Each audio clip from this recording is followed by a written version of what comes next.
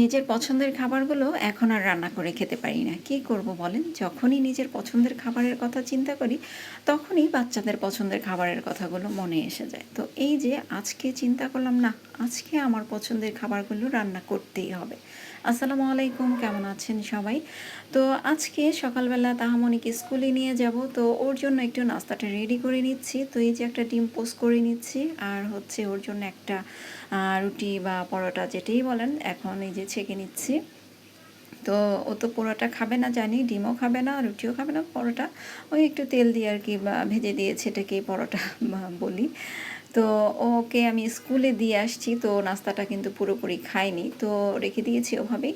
আর school থেকে আসার সময় এই যে আমি হচ্ছে এই কুচু চিংড়িগুলো নিয়ে আসছি, কুচি যে চিংড়িগুলো সেগুলো। তো চিন্তা করেছি হচ্ছে এগুলা দিয়ে বড়া বা কি বলে এটাকে, ভুলে গেছি, ভর্তা।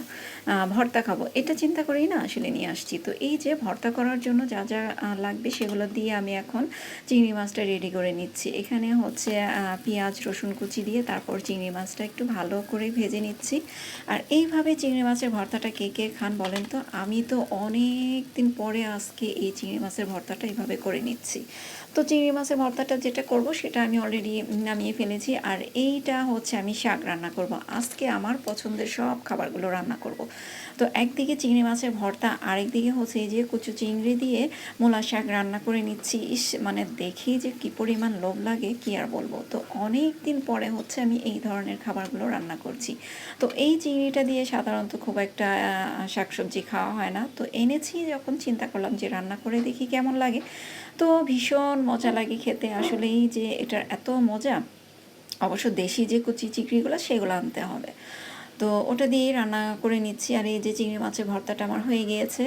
আর আগের কিছু ভর্তা ছিল এখানে, শুটকির কালিজিরা, তারপরে হচ্ছে রসুন ভর্তা। তো ওগুলো দিয়ে আমি সকালের নাস্তাটা সেরে নিয়েছি। আজকে আমি রুটি বা পরোটা বলেন সেগুলো কিছুই করিনি না। তো যা ছিল আগের পরোটা ছিল, তো ওগুলোই হচ্ছে বাচ্চাদের জন্য করে নিয়েছি। আর আমি ভর্তা দিয়ে একটু ভাত খেয়ে নিয়েছি। আর এই যে শাকটা আমার হয়ে গিয়েছে, এটা হচ্ছে বাটিতে করে রেখে দিয়েছি প্লেটে।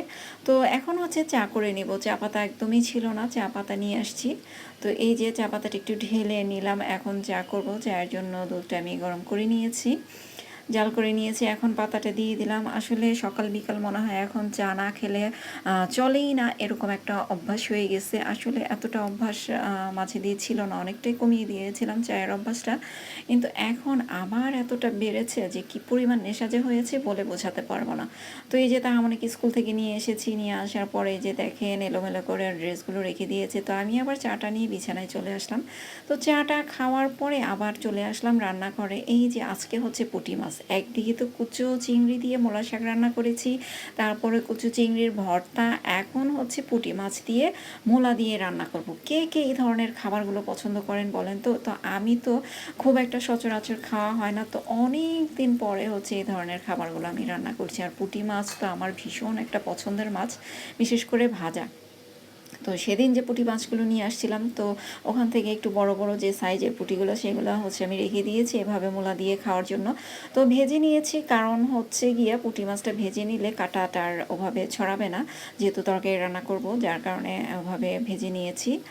আর এই যে আমার পছন্দের কথা চিন্তা করলে কি হবে বললাম না, আমার পছন্দের রান্নাগুলো আমি যতই করি না কেন বাচ্চাদের জন্য বিকল্প কিছু চিন্তা করে রাখতে হয়। তো এই জন্য আজকে আমার অতটা টেনশন ছিল না, কারণ ফ্রিজে এই যে বিরিয়ানি ছিল, তো ওদের জন্য হচ্ছে আমি বিরিয়ানিটা গরম করে নিচ্ছি, কারণ বিরিয়ানি যেহেতু আছে সেজন্য আমার এই খাবারগুলো রান্না করাই যেতে পারে। তো এই জন্যই আজকে রান্না করলাম। তো আজকে পর্যন্তই ভালো।